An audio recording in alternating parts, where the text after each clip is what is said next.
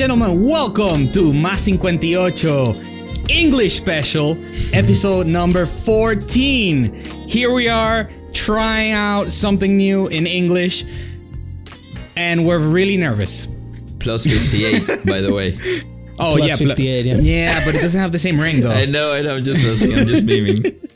Plus 15. Do you imagine? Plus 58. It doesn't. It just doesn't, nope. It's not the same. It's not the same thing. Just like, for example, in Spanish, we have things like when you say like pilas, like wake up. Mm-hmm. It's like battery. Yeah, batteries. It's like, nah, it doesn't work, bro. It really doesn't. So anyhow, we're trying this episode in English. Two reasons. One, because we have many friends that only speak English, and they asked us when the episode in English was gonna come, and so we're gonna see how we do. Well, quite honestly. And the second one, in the same spirit of this whole challenges things that we've been doing with the meditation, and before that with the dreaming and the lucid dreaming and all that.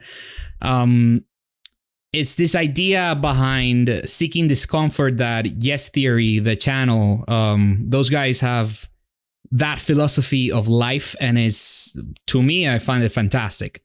And it's one way to grow personally, and you know, most of anything just personally, right? Mm-hmm. And so yeah, we're gonna try this in English, y'all. See how it goes. For those of you who are bilingual, thank you for joining us on this occasion. You'll notice that maybe we'll. What I've noticed is that when I speak in English, my thoughts and the way that I talk change. For sure. And the way that I express myself changes. I was actually talking about this with my cousin over the weekend, because he's dating a girl from the United States. So it's obviously he's always dated like Venezuela or Colombia or whatever, right. You know? So it's like, I told him, like, don't you feel weird when you're dating someone like it's just English, you know? Because I personally feel that I'm like a kind of like, it's not like I'm a different person, but like I'm different. It's not, you know, It's like I'm not the same person speaking in English and speaking in Spanish. With different languages, they say that comes different aspects of your personality. I think we may have spoke about this before. Or we spoke about the colors and the cultures. True. And how some people have certain names for certain colors and others don't, and so they see some colors and then some others don't. Yeah. Anyhow, if this is the first time that you're listening, welcome. English. Thank you for listening in English. Yeah, for sure. Welcome. We made this specially for you, with you in mind. Bear with us.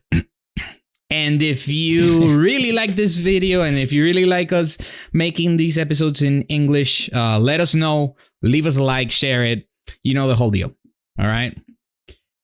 So today, Tony, how are you guys? Yeah. First of all, that's true, bro. Yeah, I don't know. I'm nervous. I'm like tense, Pablo became a different person. Now he doesn't even care about us. Now he doesn't care about us just because we're talking English. Usually when we have a guest, he doesn't care about us. But now it just became the norm, apparently. Yeah, he got used to it. Bro, I'm just nervous, all right? I'm a little tense, yo. How are you today, Pablito? How you feeling? I'm good, actually. I'm good. I went for a walk today, and it felt great. Those are things that pretty advanced couples, you know, people in the old relationships do, you know. Senior citizens. I went by myself, dude. The boomer population tends to do this type of activities. Okay, boomer. Oh my god, now we're gonna be able to use all the meme references. Wow, this is gonna be very interesting. How are you, Tony, since you asked, you know? I've been all right. I finally fixed my sleeping schedule, so I'm a normal human being again. Or try to be. Yeah. Try to be. Quote unquote. And I've just been chilling. What about you, Chiki? Well, I had a pretty good weekend over the Father's Day. So we went to Naples with my family. Cool. And, right. Happy late Father's Day to all fathers that are listening to us. Yeah, dang. Happy Father's Day. So we went to Naples. We spent the weekend over there at my uncle's house. We went on a boat. So We rented a little boat and we went to like these marshes and just drove there for like 45 minutes and then like parked, if that's the term, in a little beach, a personal beach. So, and then we just came back, and today I had another free day, like day off at work, and then you anchored down. Sure, that works. I was thinking actually now it's happening backwards. I thought of the word in Spanish, and now I couldn't find it in English. Oh man, because we barely use that word in English. Yeah, if you think about it, all our interactions with like yachts and stuff or boats, mostly mean in Spanish. Yeah, I don't have many interaction with yachts, bro. I have interactions with kayaks, if you will, but canoes, but not really yachts. Like dang. Boats, yeah. So listen, we were actually talking before we started recording. We were talking about how PS, PlayStation, and Xbox are now doing like the monthly things. Like the subscription based things, like streaming games that you can just play on your PC and all that. What I cannot fathom is the idea of like playing a game like that is normally like 40 gigs in your computer, on a window, on a streaming service or of some sort. Think about it. It's made possible because of the internet speeds. Because all of the video game is a video. So what they do is they have like, I know this because this came out before with PC games when you didn't have like a strong enough or a powerful enough computer. It came out with like NVIDIA. I don't know if you heard of it. Right. Have you heard of it? They got like these big servers with like supercomputers, and all they do is they emulate the game for you and they stream whatever video. And I think it's super interesting because that's all you need, really. All you need is to see the video for you to interact with it. That's true. That's actually kind of true. It's this new the Google Stadia thing that they're trying to push out to everybody, and they have YouTube they just won't stop, man. Mm-hmm. Yeah, like what is this? So it's basically the same thing as what we were talking about with streaming the video game, but they're supposed to have a huge library of games, and then they're gonna be able to connect it to YouTube, and then you can play. Like the YouTuber's doing a live, and then you can play with him. He can like give you the access code in the live stream, and then you can hop on and play with him. It's a pretty cool idea, right? So you're supposed to be able to play from whatever laptop, no matter the specs, the computer. True. You can play from your phone. Whatever has an internet connectivity, and you have the controller for it, then you can play.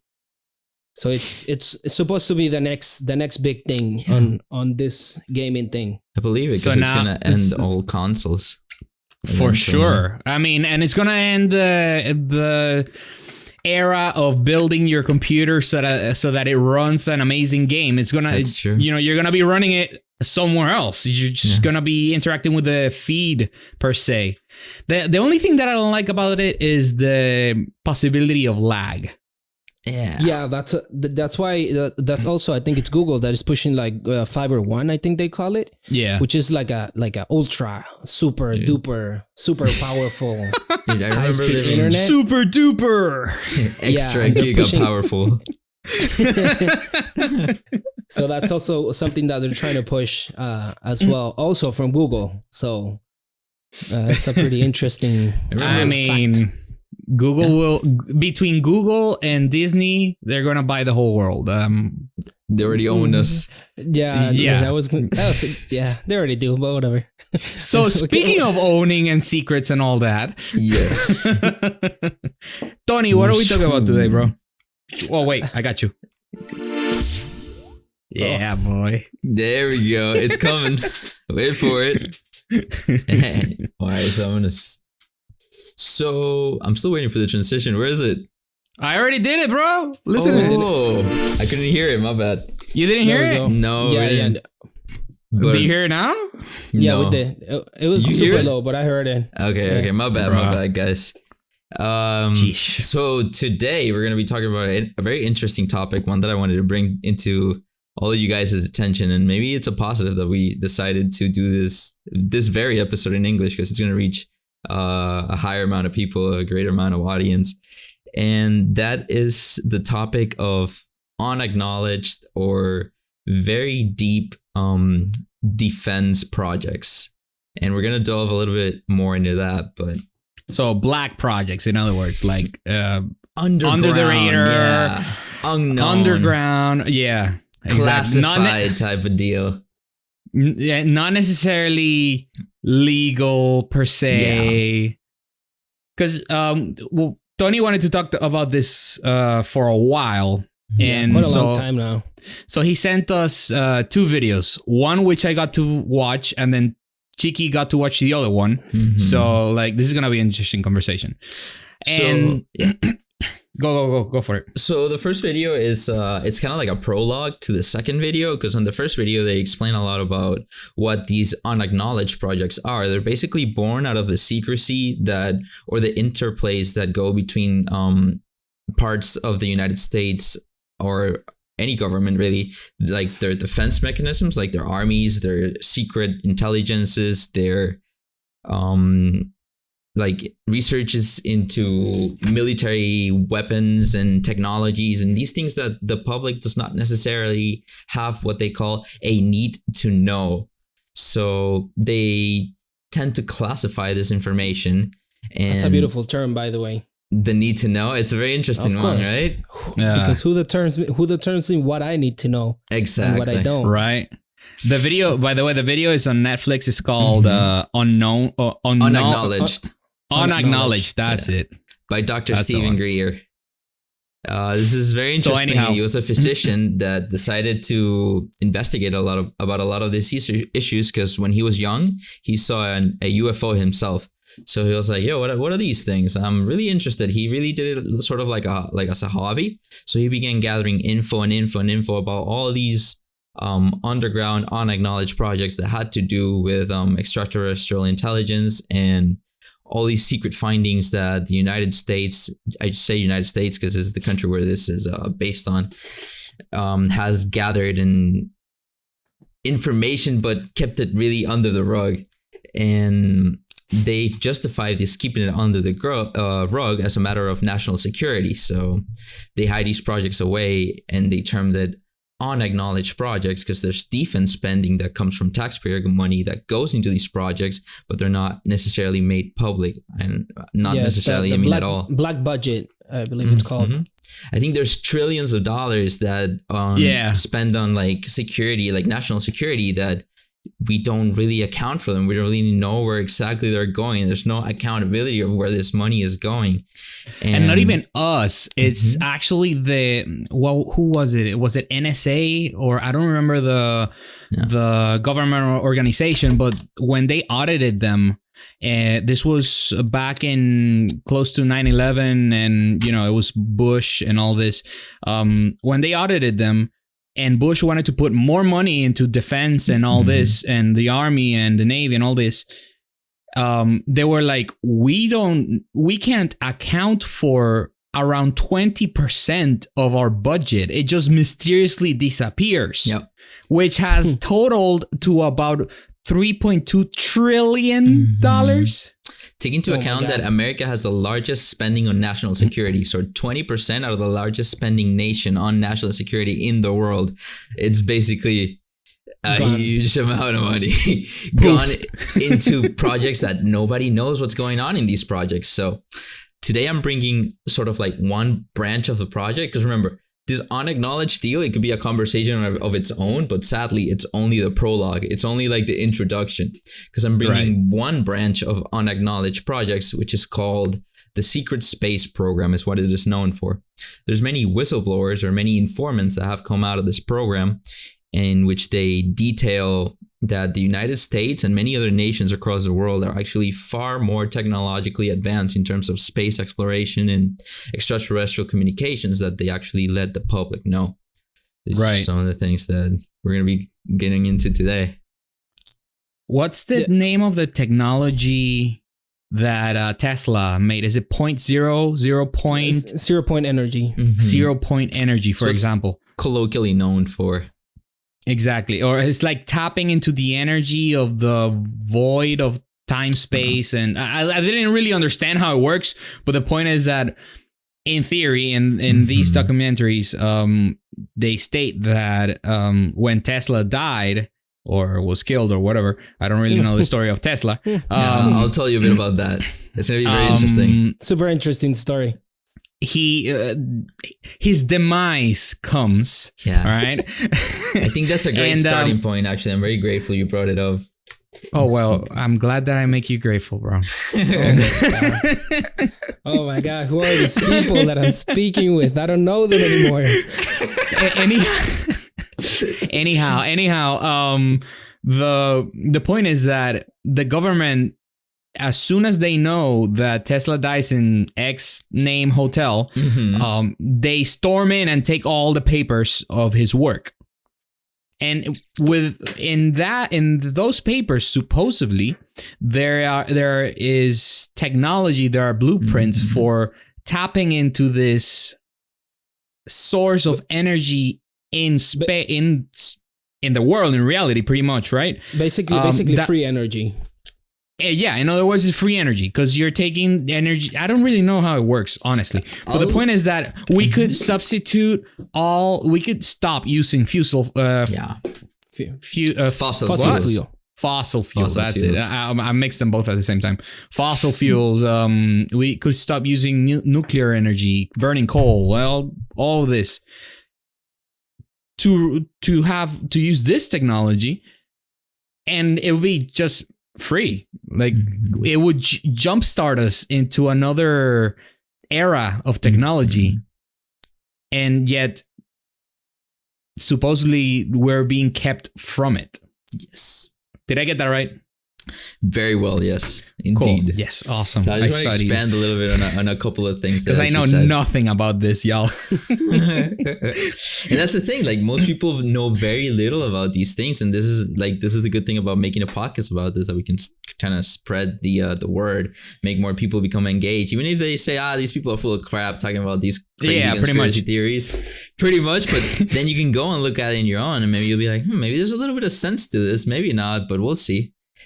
But regardless, coming back to Tesla, he was working on something very interesting, which was the concept of not only what you were talking about, very efficient 0-point energy. The thing with that kind of energy is that it's super efficient. So we reduce the cost on many areas that today, like they just produce in like very increased amount of cost because of there's loss of efficiency in the systems.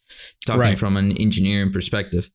And well, he had some ideas about how to reduce that and how to create very, very efficacious 0-point, what they called energy that has a very low cost and efficiency. But in addition to that, which is what I think the government at that time, or let's say the elite at that time, or let's call them as conspiracy theories, call them the New World Order at that time, had a problem with Tesla, was the fact that he was manufacturing wireless energy. So energy that was able to be transmitted basically through the environment through no specific cable. And Edison, because you can't meter it, you can't charge for it, and you can't make money out of it, and you can't control it. Exactly. So Edison had a lot of trouble with this because he was the proponent of wired energy. He was the proponent of creating companies that would charge people, would monetize money. Would monetize energy. Yeah. Was it Edison or was it J.P. Morgan? It might be both of them in conjunction. I believe Morgan was one of the ones funding Tesla, and then when he figured out that this guy's not gonna make me money, he's actually working towards giving energy free for everybody. He's like, I'm out. That might be more accurate. I also remember that Tesla had like conflicts with Edison as well because they were proponents. I think their conflict might have been alternate versus continuing. DC versus AC. Yeah, I think that. But I knew they fought as well, regarding energy issues. But it's basically that. It's basically the fact that he wanted to give the people a very, very efficient and very cheap kind of energy. But the powers that be at the time were like, hey, buddy, we would really like to make more money about this whole energy issue because we've built an infrastructure around charging people for energy. We've did it with coal. We've did it with those turbines that spin and create electricity by mechanical means. We'd be charging people for energy from ages, and we'd like to keep doing so, and we'd like to keep doing so even at greater costs as we keep evolving into the species. We don't like this whole free anything. This communist idea free nothing of free energy. So I believe that there was also some kind of I've heard, I haven't confirmed this, but this is what I've heard. It's some of the ideas that Edison presented were actually coming from Tesla, Oh yeah, like from the patents and stuff. yeah. They had, So they that's had also- beef. They had huge beef. Like they hate each Yeah, so other. that's one of the things. And I remember reading a long time ago about a plan that Tesla had to make some sort of a grid under a city. I believe it was Chicago Mm-hmm.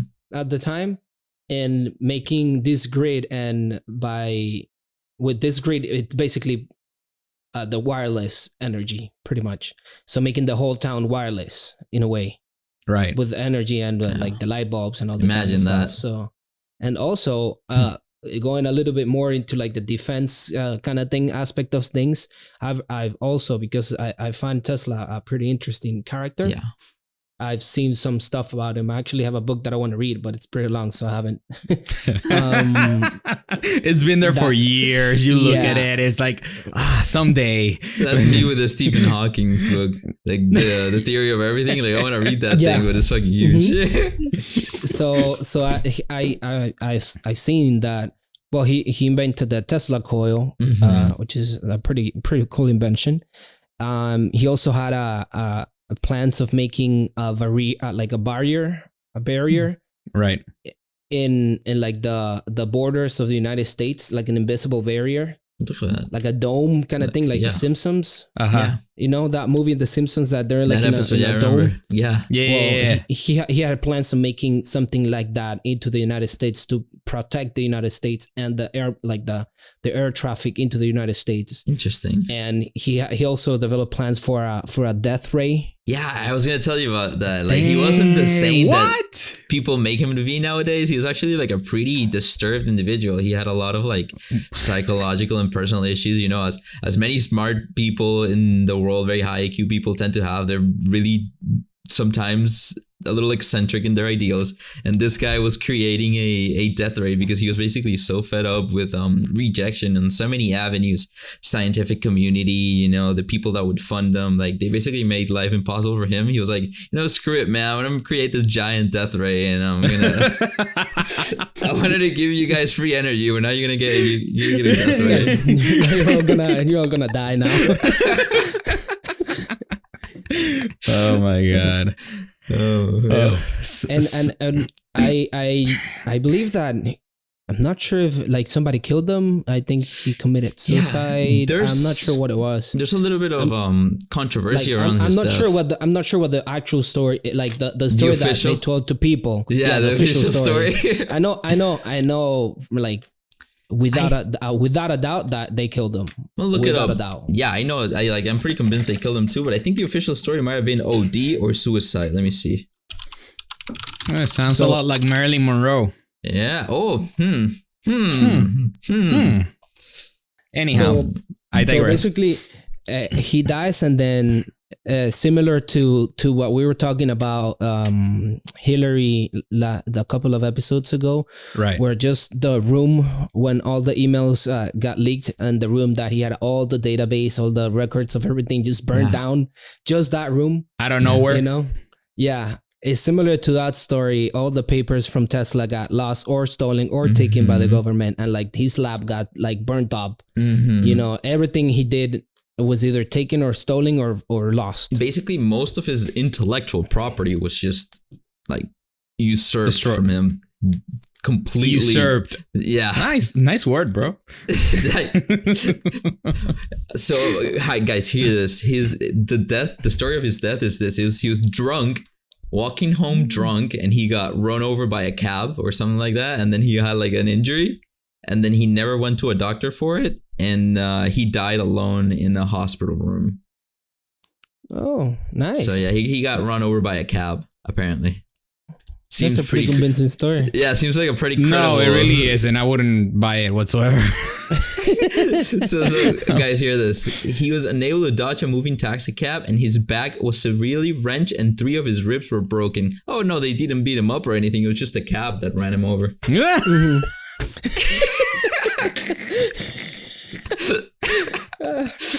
Pretty convenient, huh? A pretty convincing story there, but very sad.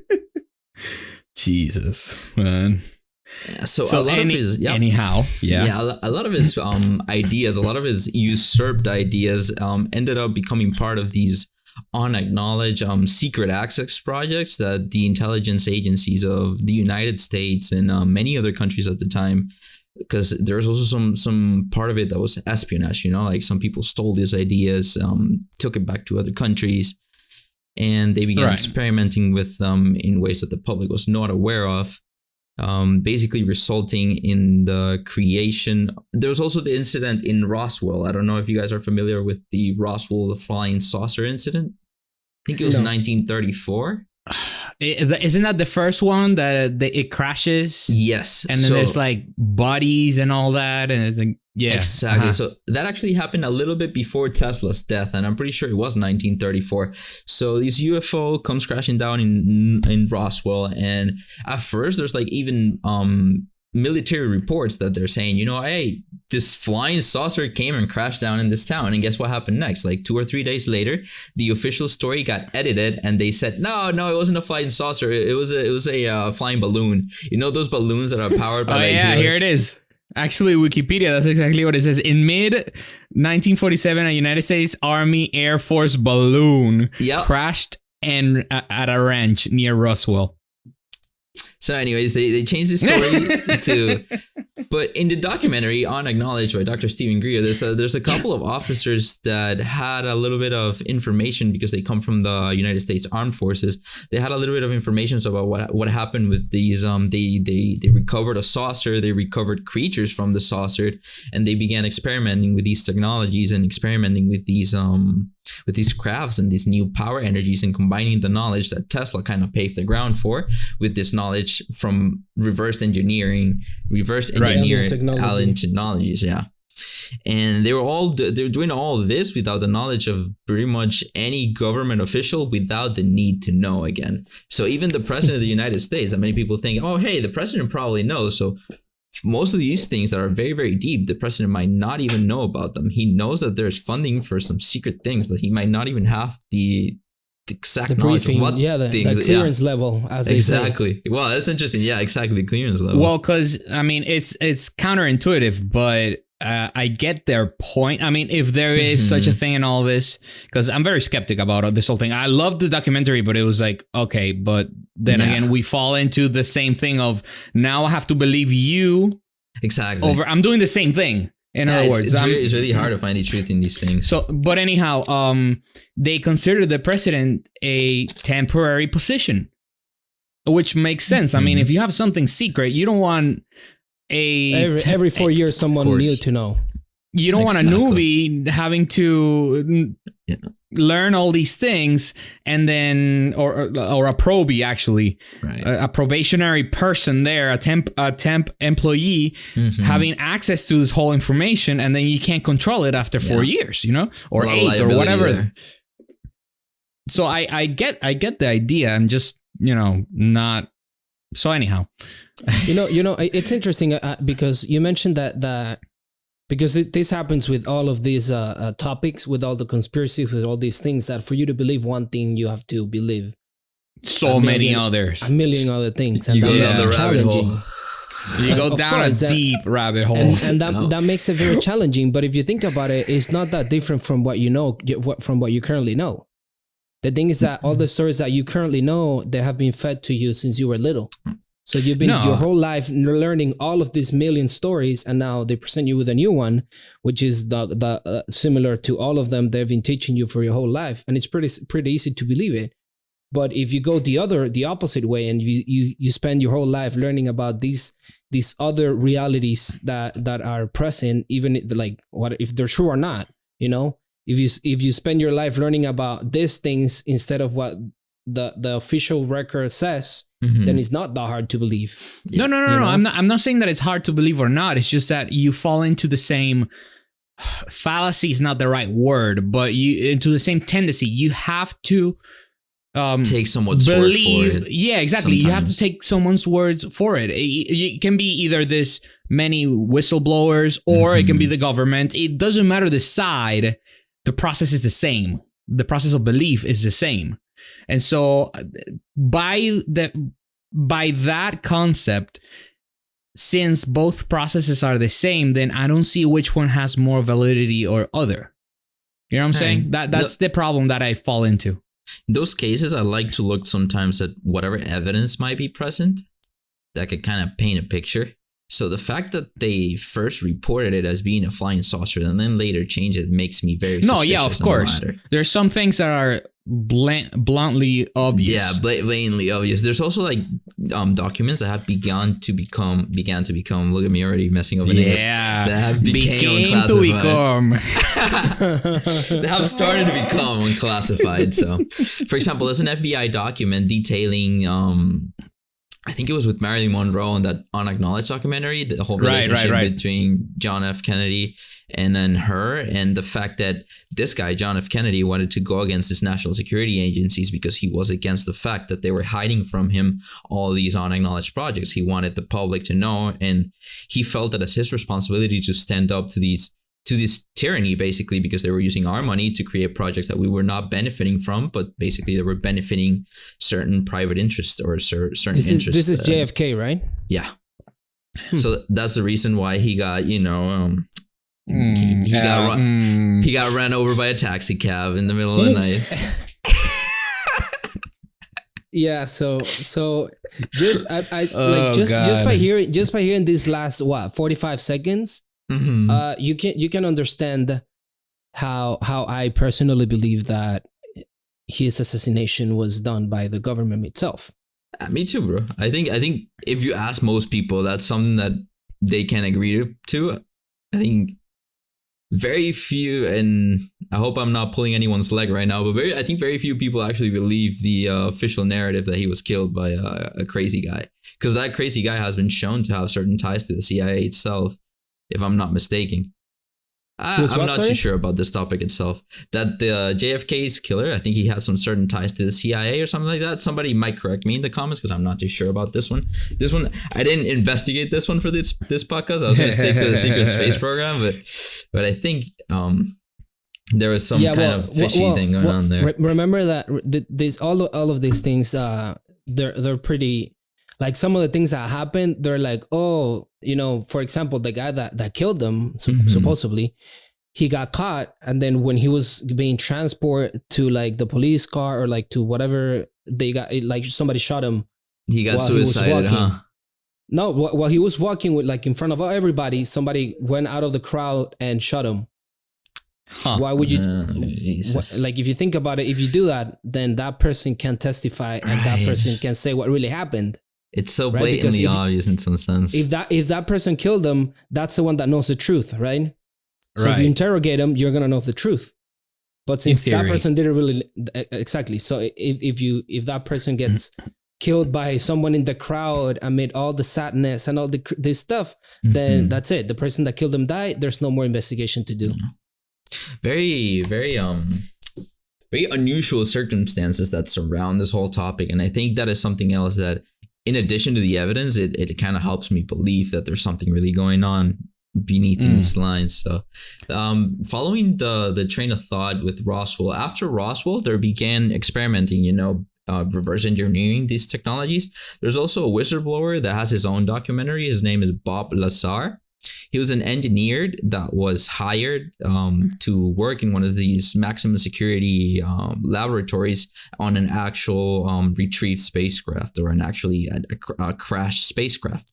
And he said there wasn't just one of them. There were like hangars full of them. Like they had his that he was working on particularly, and you could also see more and more and more. Like there were various projects working on these things, and it's very interesting, his story, because he has pictures and like diplomas, but they disappeared him from the records of the university from which he graduated.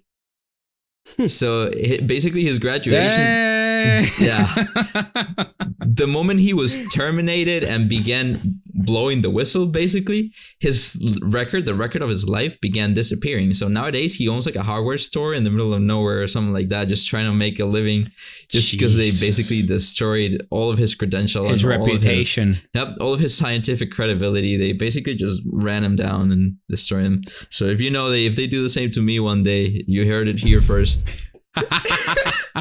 Yeah, and that goes back to one of the things. I don't know if we talked it on air or not, but that I was telling you guys that it comes to a point that when someone becomes a whistleblower, you have to believe the crazy person, or you have to believe the government, the NASA, or you have to believe the institution, basically, right? So who are you gonna believe? The crazy guy that has no accreditation on the university, or you're gonna believe the NASA or whoever's doing the investigations? And it goes even deeper than that. Especially in topics like this. Sorry, Tony, pero No, go ahead. especially in the topic of extraterrestrials, UFOs, I think you're gonna and say about the aliens same and thing, all I will. that. They have handled it I mean, the what do you call it? New World Order? Yeah, like the elite, the elite, or whatever. agenda, Okay, sure. whatever you The may elite. call them. They have ridiculed or made an image of the topic of aliens so bad, like the image is so frowned upon in the scientific community that if you start speaking aliens and you start talking about stuff like that and about flying saucers and You're like a clown. spaceships and all that, you lose all your credibility. Yeah. So nowadays, I've noticed also that, there are these whistleblowers, but I haven't seen that change, at least. Because you still think, oh yeah, you saw an alien. Okay, Right. interesting. In the scientific community, it doesn't seem, it's not legitimate per se. Not at all. It's very hard. If you were trying to do something like Dr. Stephen Greer did, say, I'm going to become a UFO investigator, you're no longer a scientist in the eyes of the public. Pretty much. You're now entering into the world of sci-fi. Yeah, But basically. now it's interesting now because Wait, but back to recently, your point first, Cheeky. I was going to say something very interesting about the fact that there's uncomfortable truths versus comforting lies. Like, which one are you going to believe? The comforting lie from the government or the uncomfortable truth that we're actually not alone? So, go ahead. So what? That's a pretty good point. So, Bro, I'll go back to the question. I want to answer that question, by the way. So now it's interesting because, and I want to look more into it now because, yes, if you become a UFO investigator or detective or whatever the name you want to put it, you're seen as a crazy person and you lose all your credibility. But a couple of months ago, a month ago, 2 weeks ago, I don't remember how long ago it was. Depends Oh on yeah, times. that video. The time gets messy with me in this Quarantine incarceration that we have. Incarceration. There's now official. Nice. I gotta throw sometimes. No, a for little sure, knife, bro. right here and there. A little puntica. So Oh, man. now that they're saying that there's a video of UFO that it's true, that it's that's a real UFO. So what now? Right. Because now this is an official video, and this is Released the by official the news Pentagon, released by I don't know who. It's the Pentagon, yeah. It's very interesting It because was the the way they Pentagon. framed There it you on go. the media, they said, "We are not alone." This was the headline. Like, a UFO does not necessarily mean extraterrestrial intelligence. It could be a number of Right. things. It could be, foreign technology that we're not aware of. It could be Exactly. natural phenomena that we don't understand. But the way they framed it in the media, they said, "We are not alone." I'm like, wait, you guys are planning something here. Like, And if you think watching the video that you sent, the guy says, and I believe this, and I've heard it on other topics as well, that Hollywood has been preparing you for this moment. what they call priming the, Yes, the I agree social with that. consciousness. So it's not only with this topic; it's basically with every major change that you see in humanity. And I feel like it's primed by Hollywood, and they make it normal to you So you can before accept they it. release. So before they release all the information to you. and not even with a big change. I would say with everyday things also, and things that we find controversial, or things that we're fighting right now. For example, going back to the topic of racism, and going back to people that are homophobic, the homophobia. There you go. Homophobia. People that discriminate other people with mental illnesses. All of these things, most of them, it could be debated that have been primed by Hollywood. Oh yeah, look at 13 Reasons Why. Oh, don't get me started on 13 Reasons Why. I watch it. It's pretty fun, but you can tell there's a lot of priming going on there. Ugh. Anyhow, I mean, it's fine. I think I watched just the first season of that, and then I didn't watch anymore. No, that's not for me, bro. But regardless, going back to the term of like priming and extraterrestrial intelligence, there's something I always tell my girlfriend, and it never fails. If you look at everything going on, even on Netflix, on the cinema, anywhere you look at, there's at least one new film that has to do with extraterrestrial intelligence. Always. On the billboards, on the trailers, there's always something about aliens. Like, it never fails. Right. And either we have a fascination with this topic as a society, or they're preparing us to. I mean, it could be both. It could be one cause the other. Yeah, I will go with both, but more like a 75-20 ratio. Which one's 70-20 is which one's 70 and which is 30? I said 75, but whatever. Oh, 75. Okay, sorry. 75 and 25 ratio, and being the 75 then priming us. Yeah. And the 25 being the fascination. Yeah. Okay. And any last thoughts on that before I go again on my monologue on historical secret space programs? Is that what I continue here?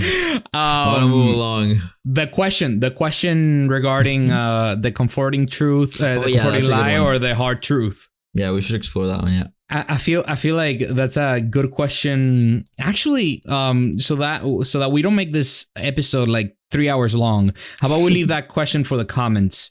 Yeah. What would you all rather have? A comforting lie or a hard uncomfortable truth?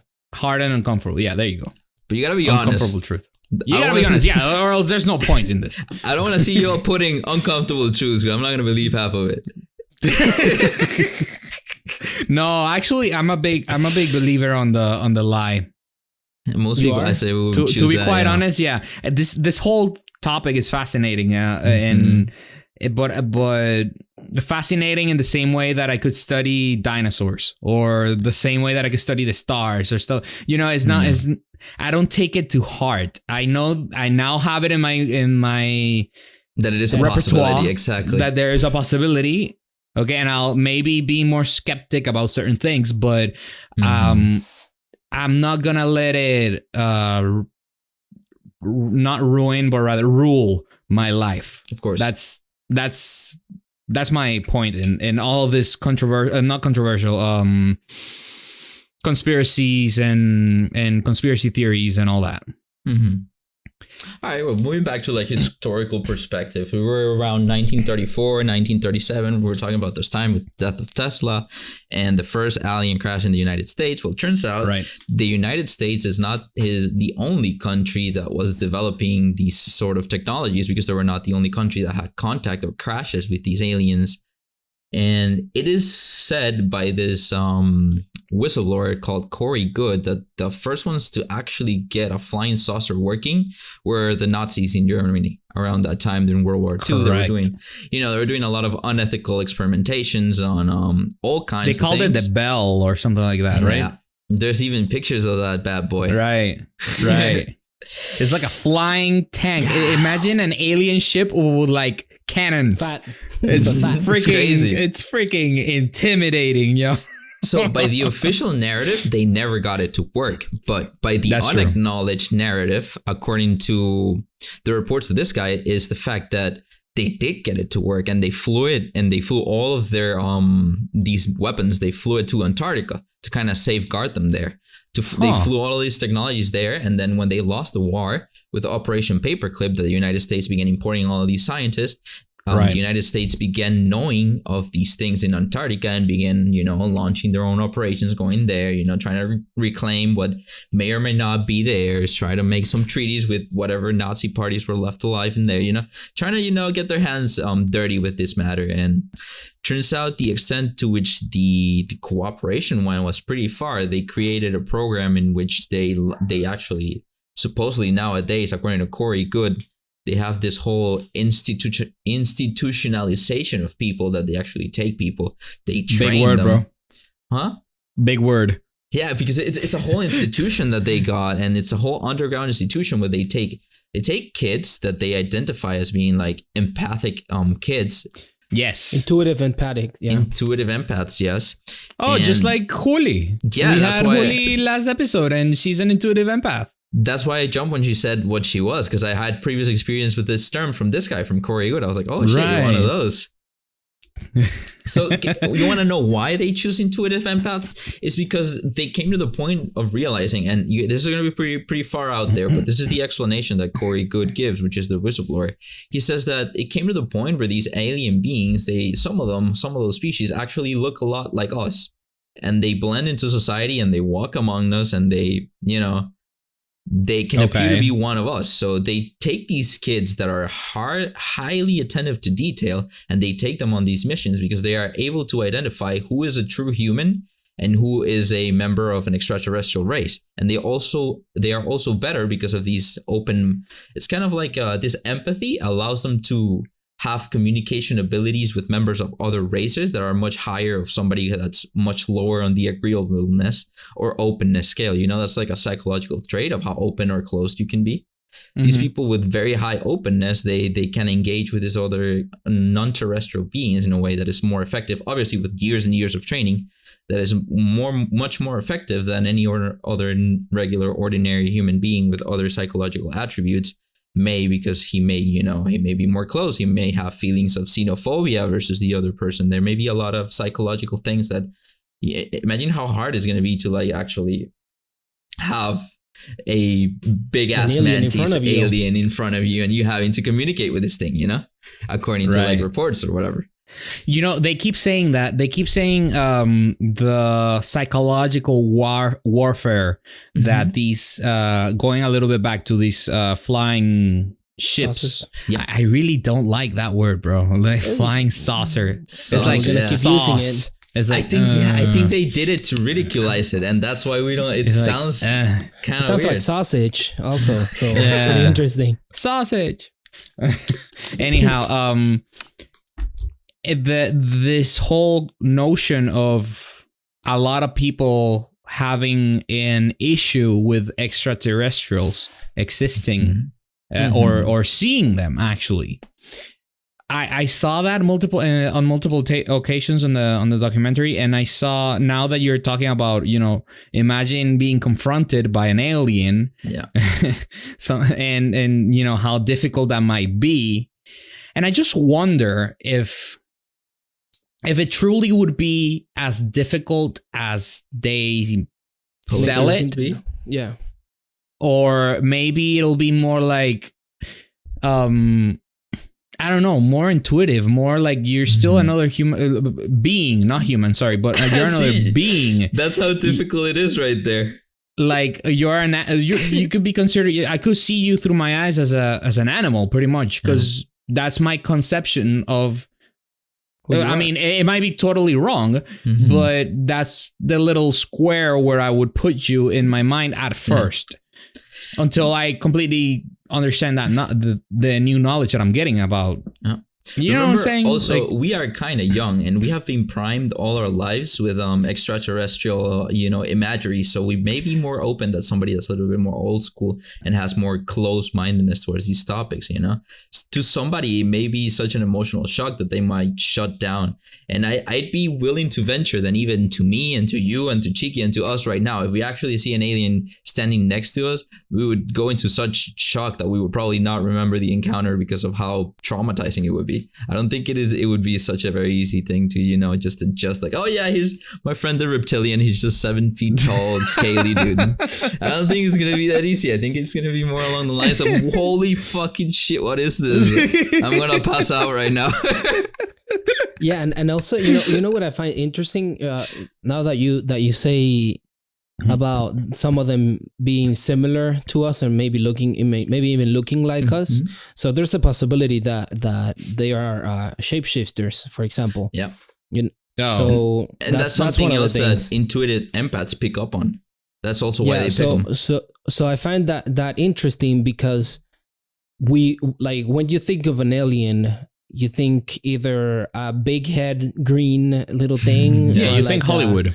A gray mass of like a big head, big eyes kind of thing.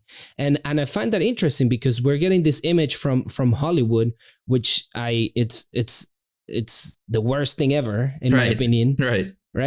And based on realities of movies. Yeah. So I have a parenthesis about Hollywood, but yeah.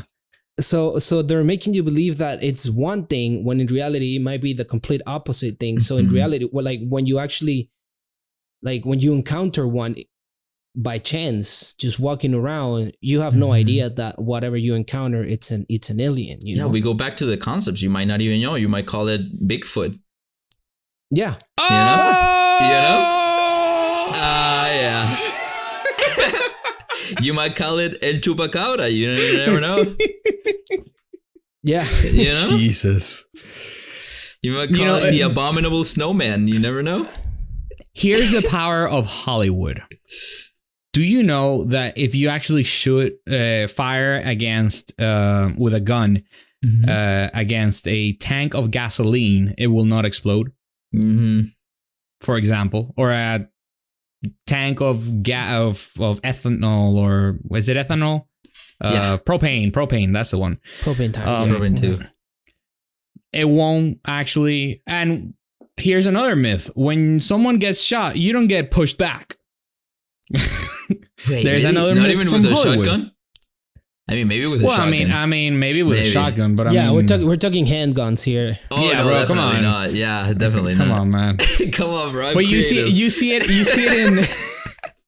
you see it in movies though, that you go ba ba ba, and then the guy just and he falls back. Yeah. You know, he probably will just collapse actually, out of shock, out of the pain, or out of the whatever. I don't know.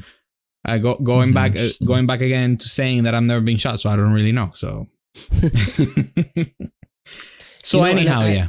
Going back a little bit to the Antarctica thing, I find that it's very interesting that specifically with Antarctica, there's a treaty that there's like 50 something countries that have signed like a treaty that Antarctica is basically like a holy place. Yes, you cannot have any type of military installment there. There's nothing like that. There's no violence. Supposedly. There's nothing, like everybody's just peaceful and loving in the Antarctica, which I find that is pretty interesting because like looking at this super convenient that just like everybody or like most countries agree, most of the powerful countries that can actually do something, you know, agree that on Antarctica you can't do anything, you know, like you have like scientists only over there. It's pretty convenient, you know, because this guy talks about in Antarctica being one of the places where they develop spaceports, they develop weapons, they develop spaceships, and that they have a joint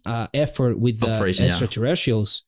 You know, like they made an agreement there, and then they look over what we're doing, and we're like reverse engineering their technology over there and getting like weapons and working towards the 0 point energy, all this stuff that we've been talking about. So I think it's pretty convenient that nobody can mess with Antarctica, and this is like the place where all the things are happening. There's a video there's a video, like a clip that the guy shows on the video on the slideshow. Yeah. That there's a huge truck. Oh yeah. Like moving snow. That's Operation Snowworm, I think it's called. I wrote it down somewhere. Yeah. So just to put a little bit of historical perspective, the Antarctica Treaty was in 1961. It was one of the post-World War II efforts. So this is after the Nazi occupancy or supposed Nazi occupancy, and the base is constructed there. So it could have very well been a focused effort of all the world powers to basically say, anybody that is not us, stay the fuck out of Antarctica, because this is where we're gonna run our business. Yeah. And think about how crazy that location is. Why would you choose a location like that? Well, That's because what nobody's interests gonna me. stumble upon it. Exactly. No, but that's what interests me. Like, you know, I just stumbled upon aliens now. That, like according to the official narrative, you have this consortiums of you know scientific research going out down there. Dude, millions of scientists have disappeared there. Well, not millions, but at least hundreds. Yeah, but why would you choose that location for that? For that, like, if your intentions are good, right? Mm-hmm. Why would you choose such a remote location? Yeah, it's my way of thinking. And there's also on the same vein of Antarctica, there's satellite images of very interesting findings on satellite images from Antarctica and from the poles. I've seen there's a guy that I follow with all these conspiracy things, that he actually went through like Google images on Antarctica, and there's one video that he shows like a line going from one coast to the other coast, like a straight line that has no explanation. Why is there a straight line in the ice? That goes through the whole Antarctica. There was a straight line that you can follow, and that he follows the line on Google, and he follows the line, and he follows the line. It's crazy. Well, let me tell you something. This is how much I live under a rock. I did not know that there were people in Antarctica. I think there's certain, according to the official narrative, there's a very handful of scientists that go to Antarctica to explore, like, you know, the ice structures, you know, do all these nerdy things some of us scientists like to do. But sure. Coming back to the whole historical perspective. Well, before that, I'm just going to throw a little tidbit in here. I think there's also been satellite images that have been blurred out in Antarctica. I'm just going to throw that out there. Everybody investigate as you will. So, like, there's a Google image and there's like a section that's been blurred out for no particular reason, but I'll leave you all to go down that rabbit hole when you have a chance. So next up is the fact that we actually were able to create pretty much identical copies of these crafts in cooperation with these bases in Antarctica, in cooperation with our own scientists, reverse engineering these things. We were able to create almost picture perfect copies of these alien spacecraft and use it ourselves to kind of create a little bit of a human armada, a human secret space program is what they call it. So this guy, Corey Good, his grandfather was a military man, and he was enrolled in some underground military experimentation things. They used to do like psychological experiments on him. Operation White Coat, I believe it's called. It may have been, yeah. So that's why they chose him as, you know, kind of like follow down the line. They realized through school standardized tests that he was a natural empath. And because of his association with the army as his grandfather, like they picked him as well to continue down this legacy of, you know, secret underground work. And for whatever reason, the guy got taken up to this base. He got instructed on how to be a part of this program. They set him up with his abilities, whatever. And turns out the guy gets flown to a base in the moon. Because apparently through all these years of scientific... Hold on. Time out. Excuse me? Yeah. Base in the moon. Lunar Operation Command, if you want to look it up. Yes, so the first guys to actually build this base in the moon was that little consortium in Antarctica. They flew to the moon and they actually built a base that was supposed to look like a swastika. But then when everybody took over and they're like, yeah, we don't really believe in this shit no more, they actually changed the shape a little bit. They added things to make it look a little bit less like a swastika. So that's what this guy, Corey Good, tells us in his testimony. Wait, but is there a base in the moon? Well, according to official reports. According to official? No, right? Okay. No. Wait, hold on. Time out. Wait, no, hold on. Okay. Because we've had off the air, we've had conversations of people actually not being in the moon, able to reach the moon because of the radiation and all this. Right. When we actually made it to the moon, like in the years, I don't know the years, but whatever. Now you're telling me that, you know, back then they were making bases in the moon. Yes. Well, you have to think about the fact that. So which one do I believe, bro? So the thing with the moon landing is not the fact that we didn't reach the moon, is the fact that what they showed us of the moon doesn't look like the moon at all, or doesn't look like an accurate representation of what a moon landing would be that's like. not what I've heard. I'm sorry. What I've heard is that we did not make it. It was all staged, and like they just shot a random rocket, and like everything was staged, and we didn't make it because we it doesn't never look like made an it. actual Period. representation of it. We never made it. Period. That's what I've heard. Now maybe there's other theories, but that's the radical one that I've heard. So what I've interpreted from the moon landing thing is that they faked it, right? They faked the whole episode. They faked the whole thing. They that's never what went some to the people moon say. Yes, at that specific instance, right? And why would you fake? Imagine that you actually do have a base there. Wouldn't it be quite awfully convenient for you not to show the actual footage of everywhere that the base is located at, everywhere that you got all this other technology, and that's could be one of the reasons why they faked a moon landing. How do you? Okay, sure, but then I mean, we're talking about building a base. We gotta send multiple rockets, right? Oh no, and I know this sounds crazy, but it's not only a moon base. There's also supposed to be bases on Mars, and we're supposed to be having. Wait, no. Good night, y'all. Take care. Bro, but are you ready or are you not ready? Come on. Nah, man. Come on, man. Dude, we're supposed to have developed serious. crafts that are equally as powerful as his extraterrestrial counterparts. That's what I was going to say. You have to think about we're like 40 or 50 years ahead in technology in terms of like the concept of the technology that you think we have right now. It may well be like 100 years. Yes.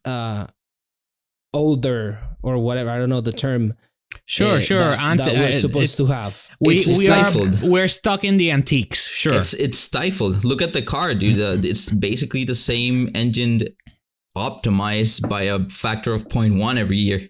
That's the scientific progress that we've made since 1930 something when Ford came out with his engine, There's very little in terms of advance there. As well as I get that, airplanes. but I see so many issues still. Like, aren't there amateur astronomers out there with their big ass telescopes? And look it up. You'll find thousands. I'll have to look it up because you'll have thousands of weird things going on in the moon. You'll find thousands of NASA captures where they specifically either blur out a section of the moon or they show a really awkward angle that makes no sense to be shown, only to cut off a part of the moon. And you can also see this in like space, in captures of the space. There's really fishy things, man. That's what lets me to believe that there may be even an inch of truth to this. And if there is even an inch of truth to this, imagine the technological implications and the societal implications that hiding or unacknowledging this type of technology could have on the well-being of humanity. That's why it's such a sticking point for me. All right. And also think of the impact that having these technologies would like do on your life, basically, because we're talking about an immense technological leap in terms of it would change everything. He says like from here to Mars is like 5 hours in one of those ships. So imagine that type of energy, how it would revolutionize modern life. Everything from agriculture, transportation, it would basically end world hunger right there, because you would have no cost to anything that ails us. And he also says that they have not only shared these. Oh, because that's another thing. We didn't do this alone. There was a supposed consortium between the United States and certain extraterrestrial intelligence beings. In fact, there's this episode that happened some years ago where a bunch of UFOs flow above the White House. Have you ever heard about that one? I heard of it. So that was basically the aliens saying, like, you either take our deal to exchange technology for human abductees, or we're going to do something to your state. And I know that there was a lot in that sentence. There was a lot in that sentence, but I'm kind of trying to touch a lot of historical bases in like a very short amount of time. I don't know, man. And I would say this just to finish up, because this is something that I'm sure I know for sure Tony might agree with me, but Pablo, I'm not sure about it. Just think about the pyramids. Sure. Right? Just think about these all of these structures that are like ancient structures that you see replicated throughout different locations, completely different locations at different timelines. There's pyramids everywhere. There's a video that I saw that you can see, like, I'm just gonna throw examples because I don't remember exactly, but you can see a structure made in Peru, and you can see the exact same structure made in Egypt. The exact same structure made in completely different locations at relatively the same time. Like, for me, that like what I'm trying to get with this is there's no way in my eyes that there was not an alien help in those instances. This is bringing it back a lot more, right? So there's, to my understanding now, there's no way that we can build these pyramids again. Right. We don't have the technology to build them. Yeah. So what is that? I don't know. I don't buy it. Because yes, I am totally fine with flying ships and aliens and all that. I'm totally fine with that, but I don't buy the fact that we are in We have a space moon. We're in an active space-faring civilization. You know what? I'll get to the moon. Fine. I'll buy the fact that we have a base in the moon. What I don't buy is the idea of the pyramids. Why? Well, simply in my mind's eye, I see that a pyramid is the logical structure that, and the most basic structure and the most stable structure that you can build as a human being. Now we're talking about the big ass rocks and the heavy ass whatever materials and all that. Well, you didn't have, right now we couldn't do it because we don't have the people willing, pretty much. That's how I see it, because I think that we could. I think that if you have all those slaves that those people had, and if you had the ingenuity, because believe it or not, I think that the technology that we live in has made us dumber somehow, and it has taken creativity out of us somehow, because now everything is done automatically. But before, that's an interesting conversation. You had to move a 10-ton piece of granite from point A to point B. How do you do it? It's not like, oh, okay, let's just put it on a crane. No. So you have to figure that out. But I think they did figure it out. I think that, and I don't think that it was aliens that came in and like they levitated the rocks and like placed them where they had to be placed. I know I'm exaggerating, but yeah, I get your point. Yeah, that's my point. The same thing, you can say the same thing about Peru and the Incas and the Mayans and all that, because it simply, to me, it's the most logical building that you can build if you want to build something that tries to reach the heavens. With that, with their mentality, it's the most basic structure that you can build that will actually support itself, that will actually withstand wind and will withstand the weather and all that, and it'll last for a long time. So yeah, I don't buy that. But that's my conclusion. Whatever. I'm the skeptic here now. I feel like the skeptic one here. That's interesting. How about Tony? Any concluding points? I know you have like 2 hours worth of material, but any concluding point? Let's see.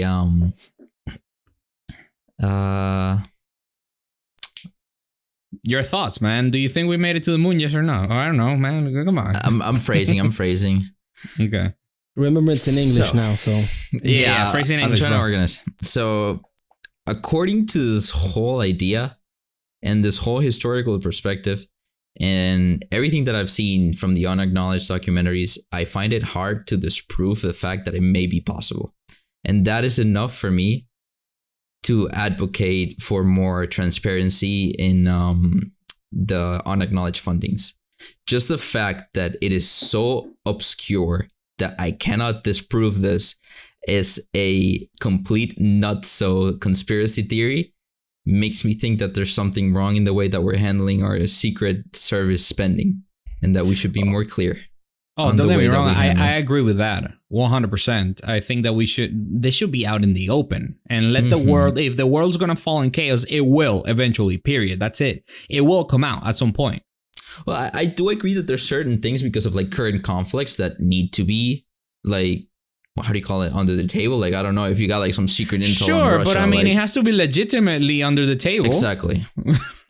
You can't be abducting kids at 3 a.m. in the morning for secret assignments. That's for sure. Something that the other video was talking about, was saying. That had happened. That has happened. Yeah, exactly. And that continues to happen. So that's what I mean. Sketchy shit. You can't do that, man. As a society, even if we don't all agree that there's a secret space program, which I do kind of believe it is, of my opinion, that I do think there's a secret space program that's flying through the heavens and has the solutions. You've made that point clear, bro. Don't worry. Even though I'm a proponent of that, and we may not agree on that point, I think we all should agree on the fact that some of these, we need a more clearer lines of communication between what national security spending is doing and, what the fruits of that labor has been. Oh, like, for sure. I feel like it goes back to NSA when we were too, talking about. Yeah, like the whole Snowden thing, all of that. It goes back to what we were saying about the Antarctica, the lab over there. Right. I feel like it all comes down to be like, if you're not doing anything wrong, why can't you show me? Yeah. Why can't I tour the Antarctica then? Why can't I go to Area 51? Exactly. Same argument. That I learned in this documentary that is not called Area 51. They call it something else. Like the actual name. Is it? He mentioned it very briefly. I don't remember it anymore, but he said like, which by the way, this is wrong. But anyhow, it was like, okay, I highly recommend those two documentaries. De puya. Yeah, hard puya. Hard stick. Well, peeps, I know this conversation has been fantastic and I actually enjoyed it a lot. There was a lot of unacknowledged things that we didn't say. I know. But a little joke there. It goes deeper on the rabbit hole. A lot of unacknowledged things. Pablo was like, bro, I'm out of this. Like, I can't. No, I actually enjoyed it a lot. It's just that, I'm just... When it gets to like Star Wars, it's like, nah, it's too much. When it gets to like, we have, last week I had a Martian in my living room and we had some coffee or whatever. No, I'm sorry. And we were signing documents and shit. No, that's not. You know what the guy says? Corey Good says that Star Trek was actually inspired from the naval secret space operations. So and that the writer had an inside. I'll leave it off at that. And we're going to leave it at that. Yeah. Ladies and gentlemen, thank you so much for listening to today's episode. We are, as of today, Monday, June 22nd of 2020. We are 88 strong subscribers in YouTube. So, infinity, 88. It's freaking infinity, yo. Yeah. I like it. Yep. Double infinity. We are millions. We are millions and one. And if you are listening for the first time, thank you so much for having stick with us for this whole conversation in Conspiracies. This has been the most conspiranoid type of video that we've made so far. Yeah. That's for sure. Like, wow. Let us know if you like it, if you want more conspiranoid comments or videos. I feel like we have to. Oh no, yeah, for sure. I mean, this is so much fun. But still, if you guys have any comments, if you guys have any topics that you guys would like us to talk about, leave it in the comments. Or if you want more episodes in English, sorry. If you want more episodes in English, leave it also in the comments. Share with your friends. The best way that you can support us is by sharing and helping us grow and becoming one bigger and bigger community where, to be honest, my dream is to have like a chat somewhere where we can actually share these whole things. I don't know. Maybe I'm too old school, but like something like a Facebook group type of thing. You know what I'm saying? Yeah, that would be really cool. Where we can post like news articles and things, like a bunch of boomers that we are. Exactly. Yeah. That's We just, we can use Messenger again if you want. hey. All right. Why don't we all just go to like Yahoo questions and start posting some questions? We each make a MySpace, all right, and then a high five. You remember that? Y'all remember that? I actually never got into high five. You never. No. Oh my god, bro. Too funny. I hope y'all enjoyed this. Thank you so much. Share with your friends. Give us a like. Subscribe. If you're listening on any other platform that is not YouTube, thank you so much. We love you. You are the best. We couldn't do this without you. And now we say goodbye. Bye-bye.